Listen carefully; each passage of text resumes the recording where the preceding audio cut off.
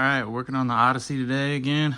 I do an oil change. First thing I'm going to do though is put a little bit of BG's EPR in the crankcase. I'm using a little oil. I'll go ahead and find somewhere to set the camera down. Anyway, she's consuming a little bit of oil between oil changes. I think I've added a little bit, but not a ton. As you can see, it's about halfway down on the dipstick. It's using a little bit, maybe a half quart to a quart total, but over about 10,000 miles. So I've used this stuff on my other cars, and I've seen quite a bit of reduction in oil consumption, especially with the gasoline direct injected engines and the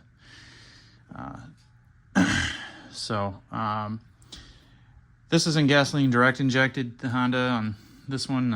I guess the newer ones are, but anyway, this cleans, what it does is it cleans the piston rings, oil control rings, cleans all the carbon out of them. And this engine with VCM, I've got it disabled, but it ran VCM for quite a bit of its life, and you know, the carbon buildup is there, so I'm still working it out.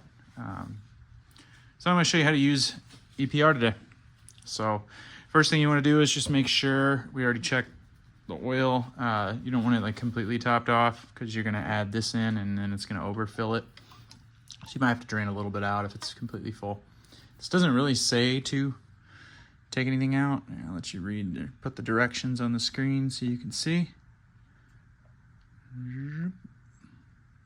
Maybe.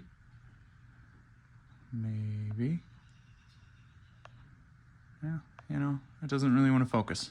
Fantastic. There we go. That's why.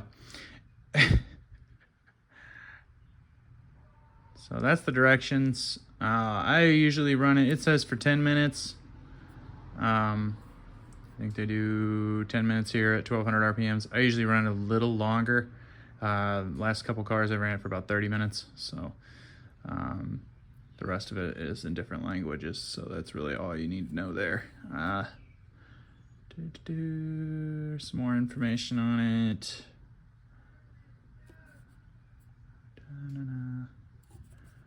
So yeah, anyway, BG EPR, I'm going to show you how to do it. So what you want to do is get yourself a funnel, and we're going to pour it down in the crankcase.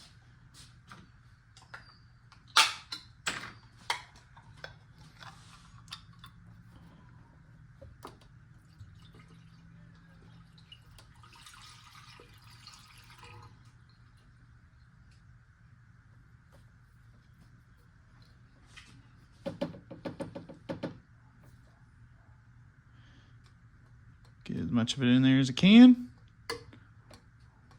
This stuff stinks to high heavens, just so you know. I don't like taking the empty can, even though there's just like a teeny bit left. I don't know. I have no idea what that little yellow or orange thing is down in there. I've pulled it out. It's a big hunk of plastic. I'm not sure if it helps it mix or what. But anyway, this stuff stinks to high heavens, so I don't throw it in my recycle bin in my garage. I take this can and put it outside like immediately, because it'll stink up your garage if you leave it in your garage. All right, next thing you're going to do, obviously, is put the oil cap back on.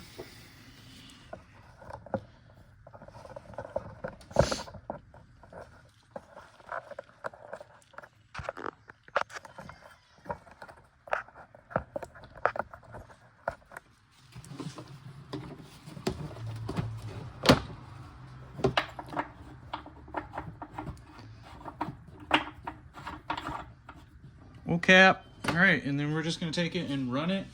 I'm probably going to do this one for 30 minutes just to get a good engine flush. I really want this thing to not burn any oil between oil changes, so we're going to fire it up. All right, time to fire it up.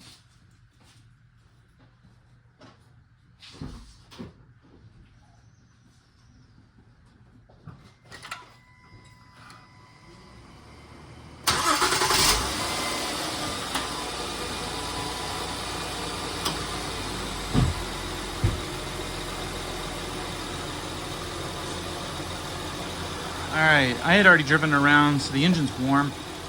So really you want to bring the engine to temp, if it's not already at temp, before you start your countdown. So now...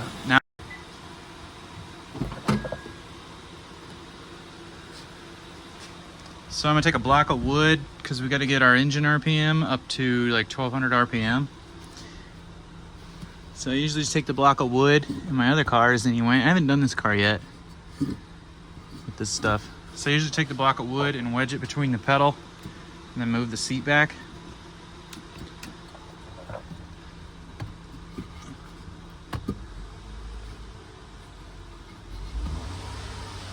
So you really don't want to go way over 1200 RPM. Oop. Here, let's get you in front of it. You really don't want to go way over, because this liquid doesn't have the viscosity to protect your engine. It's not oil. So you gotta remember that. Like if you go revving it up real high, you could wash your bearings out, and you don't want to do that. Oh goodness. So this is the hard part of just trying to kind of get this thing in here to where it's wedged. Sometimes you move the seat forward a little bit. Now the AC's on this. I'll probably turn the AC off so I don't have water all over my garage. It'll help it idle a little more stable too.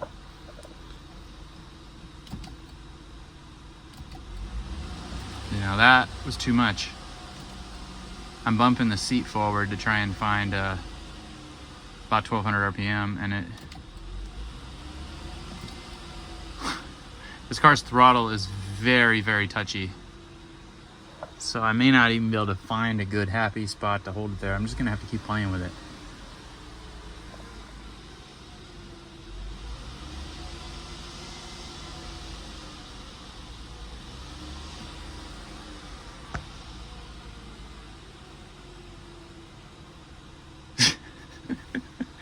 I'm gonna keep playing with it, and then I'll get it on video when I get it. Well, either I have a throttle position sensor issue or something, I don't know. But I can only get it to idle at 1500. There's just no getting around it. It's either that or just idle at like 800, 900 RPM or so. So it's the best I can do. It's a little higher than I wanted, so I probably won't run it quite as long. I'll probably only run it the 10 minutes. So you just let it run.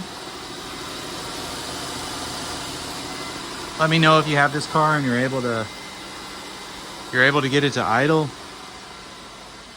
better than I am. It seems like there's just no in between. It jumps up to there or goes back down below the one there, the 1000. So I don't know.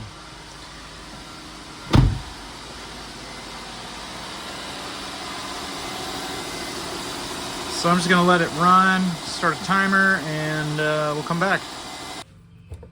All right, I just got finished. I let it run for about 25 minutes. Ooh, and it is warm, warm, warm.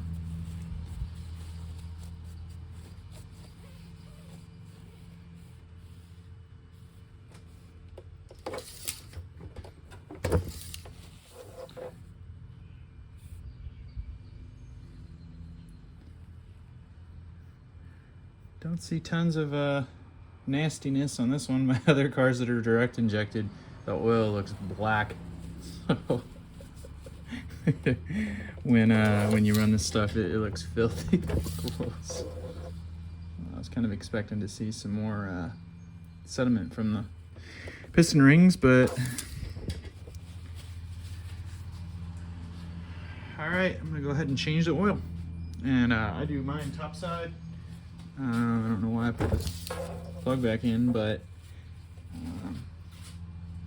should have I use. So this is an oil extractor. I use this for the most part on my European cars. So it's just got a little plug you take off here, and then you're gonna put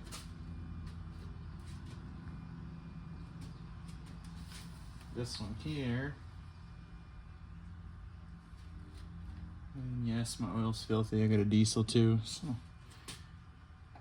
diesel was the last one I changed the oil on. So.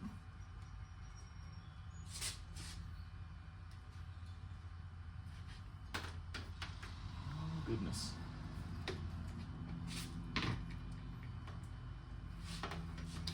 So this little thing you get engaged and a little lock on it, and I'll show you that. And we're going to go ahead and use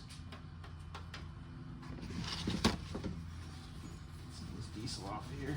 Diesel oil. It's black as night. Go ahead and try and use this one. I think you can see my oil's pretty dirty. That's diesel oil for you though.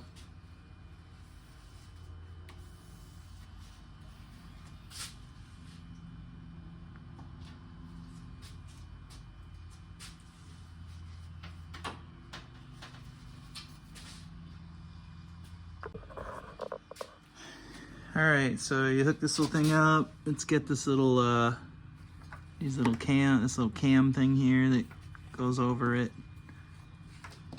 So when you put it on, you gotta get it.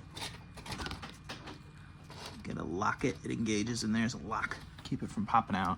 Not that the vacuum wouldn't suck it in. So this thing's got a thing where you can use it, a hand pump like this. I don't recommend that. It would take forever. I hook up my air compressor. Makes it a hell of a lot easier. Come on, go on there. And then all you have to do is kick that valve open and it gets real loud. All right, so then up here, I'm gonna take it and try and get a better view. Then here, I'm gonna make it loud, unfortunately, because I'm gonna suck some of this diesel out.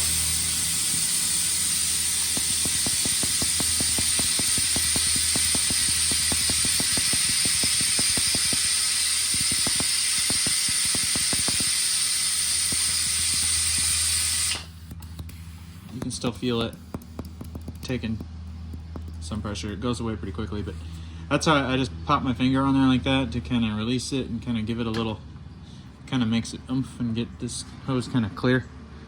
So you shove this down where your dipstick goes down, and the Pilot and the Odyssey are kind of odd. I've got pictures of how this thing goes down, and it makes a turn at the very end before it drops in the pan, and I literally just pushed it right past it. I had the pan off of my Pilot, so.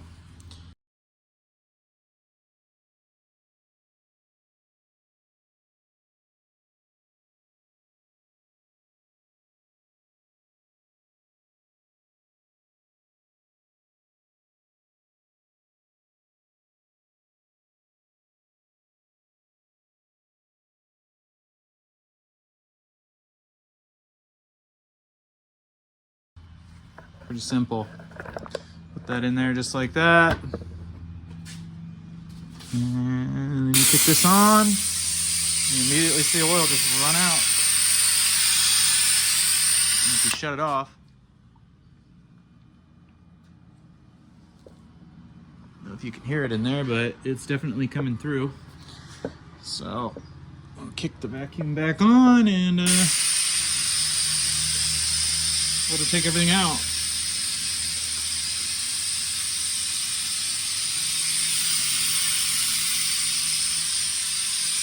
So now I just walk away, let it do its thing. Alright, so it doesn't take long. Just a couple minutes later, you can kind of see some little bits of oil that are still kind of flowing up. It's probably impossible to hear me over that, but you can kind of see some of the oil flowing right through there. It's still getting a little bit. So what I usually do now is take the tube out, otherwise the plastic will kind of harden up and it'll form real weird. Take the tube out and throw it back in the little tube there for a little while, and I'll just let it sit, and I'll come back in a few minutes, throw it back down in there and suck out the rest. Alright, so I already had this thing jacked up anyway, because I'm giving it an inspection, but I've got as much out as I can with the oil extractor. Let's just see how much actually comes out when we pull the plug. I don't have anything to measure it. We're just kind of seeing how much it leaves in there.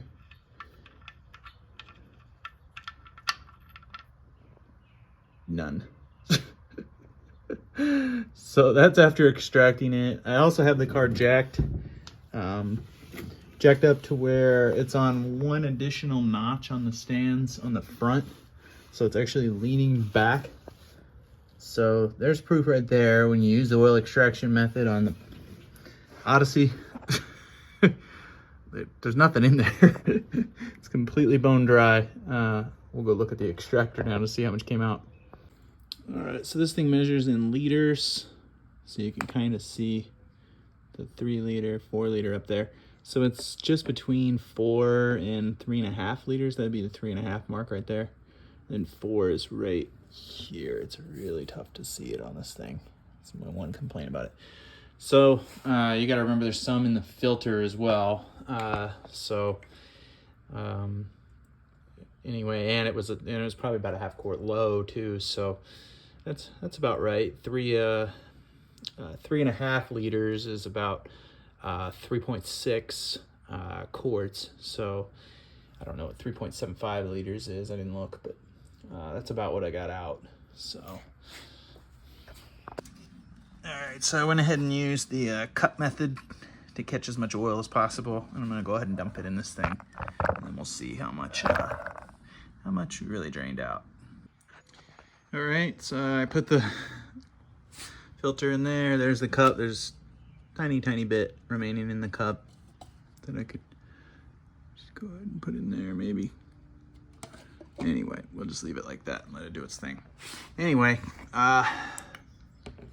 we are right at the 4 liter mark. You can see 4 liters right there. So 4 liters is 4.22 quarts. And we said we were about right at about a 1/2 quart to a 1/4 quart low on the dipsticks. So we got all the oil out. And I really didn't make any of a mess doing it this way at all, which is really nice. So I've done this before, like in a suit and tie. On my diesel, so that gives you an idea of how clean it is. Works. All right, so I let it drain overnight. That's what I usually kind of do for all my cars. I got the extractor hooked up. Just gonna show you the oil plug is out. I haven't even done this yet, so we'll see if anything else comes out. Oops. But I wanted to show you.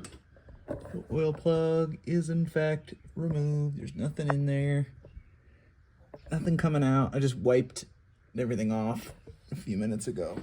So let's see if the oil extractor, I had this under it all night. See if the oil extractor gets more out or not. Or more oil out rather. So we'll go back up.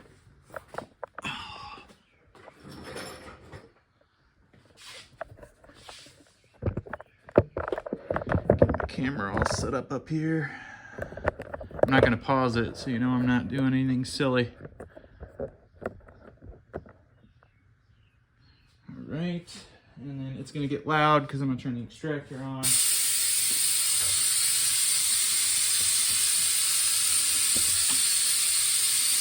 I'm betting it'll get a little bit.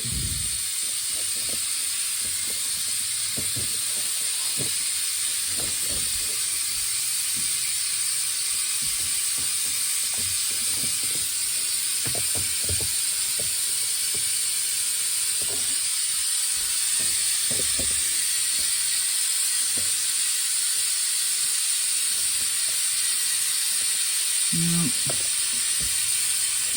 Nothing else is coming out.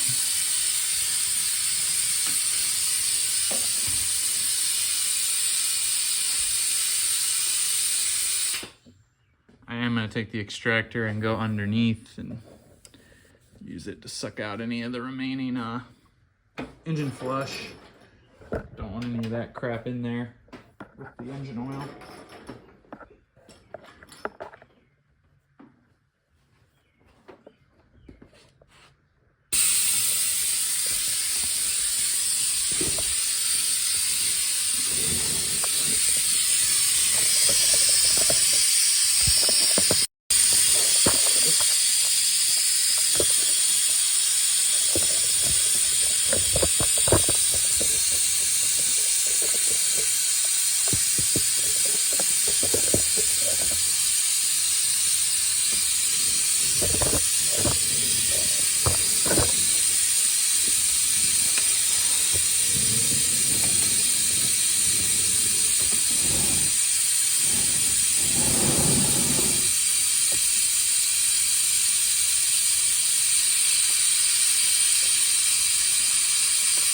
So it is getting a little bit more out since I have the oil plug out.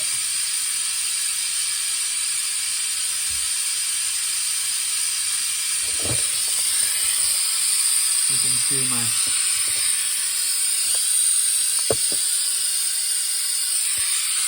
still has quite a bit. It's still sucking it out, so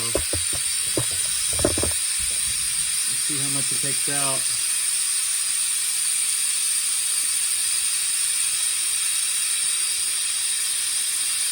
And this was draining overnight. It's still getting a lot out. It's probably this area right under. I didn't verify the camera, I can't see it. Yeah, it's probably this area right here where it kind of comes down low. The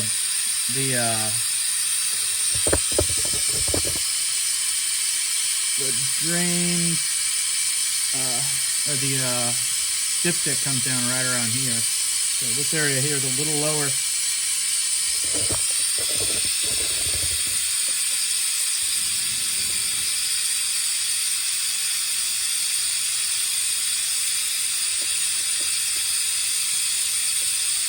Good grief.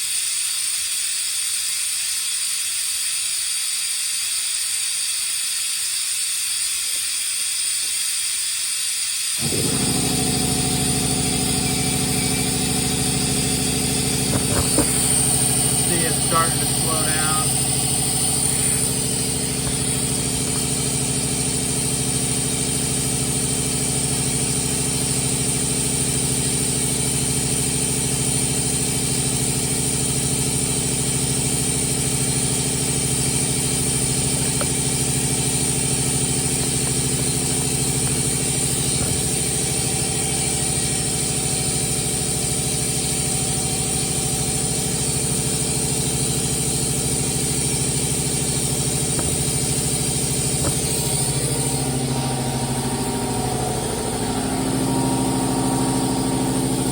So even the drain plug didn't get it all out.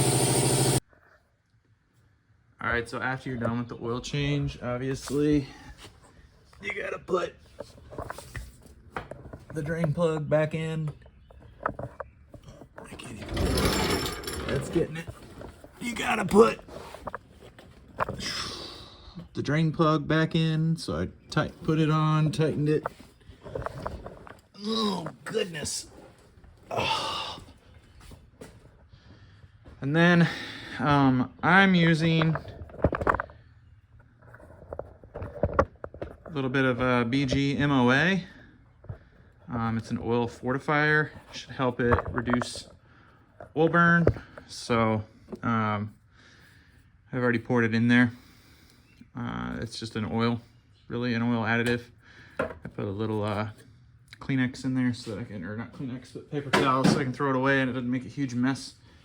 And then after that, on the engine flush, you just fill her up with your favorite flavor of oil. I like the apple green oil. This is liquid Molly gin. And yes, it is apple green in color. It has a dye additive to help you find oil leaks too. So that's another reason I switched to it. This has got a lot of miles on it, so it's bound to leak some oil somewhere sometime. It's easier to find your oil leaks.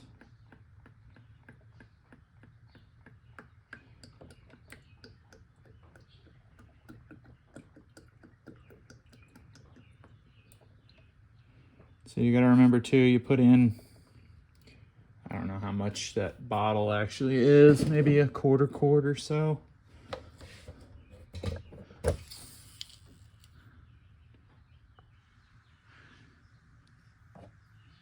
Oh, we've still put in a lot of oil and nothing's registering the dipstick yet. Keep going.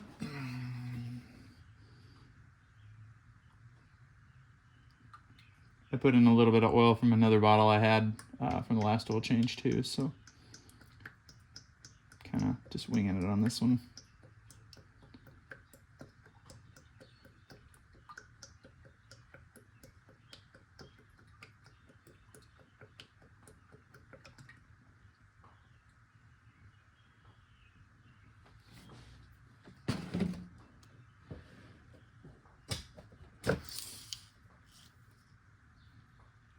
Oh, we're getting a little bit.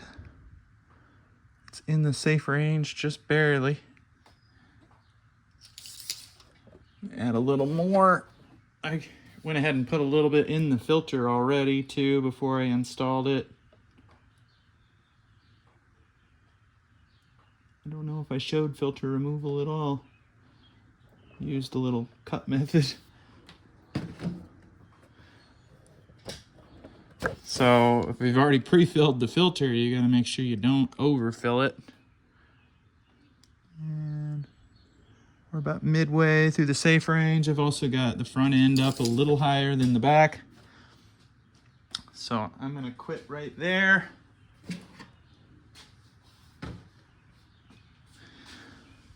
And we'll go ahead and fire it up. All right, I'm gonna fire it up. Check for leaks.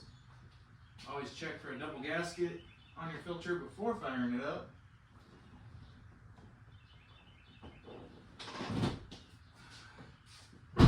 Can't fire it up without the keys. So, just a practice that I've always got into. I always check when I remove the filter, but this is the oil filter that came off. You want to make sure that gasket's there. If that gasket's not there and you put the oil filter on, you're going to make a hell of a mess. That's what I mean by double gasket.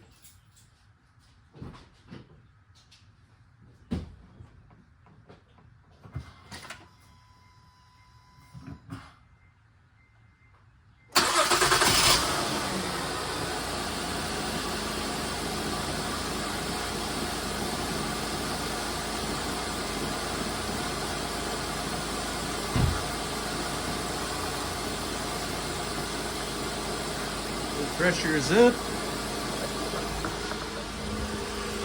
And then you want to come down and look at your filter.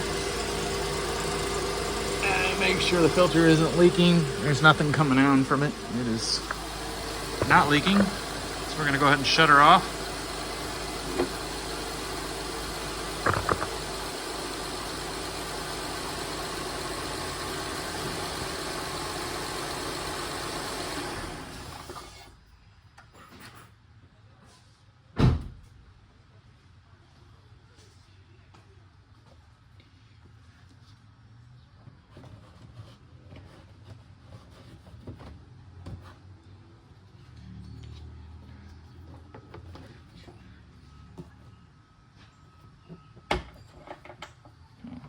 To open that if the oil's full, do I? It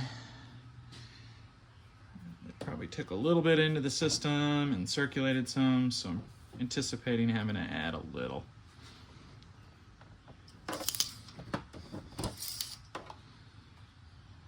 Oh yeah, took a lot more into the system than I thought, even with the filter partly full. I didn't fill the filter all the way, I just put a little in there.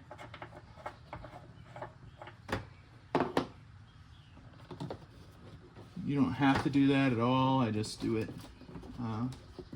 just to save the engine just that split second of oil starvation.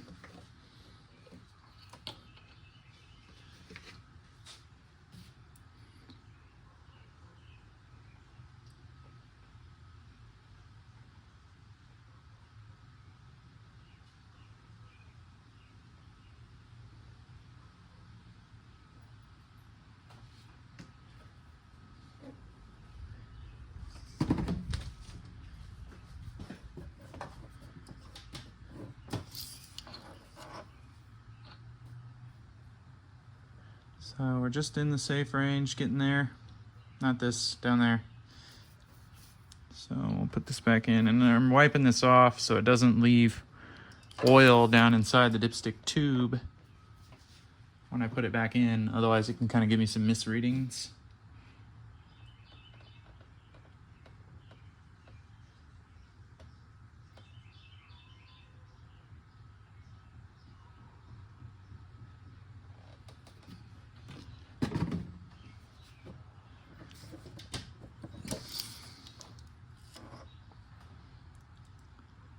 And we're about halfway through the safe range. I'm gonna go ahead and call that good for right now.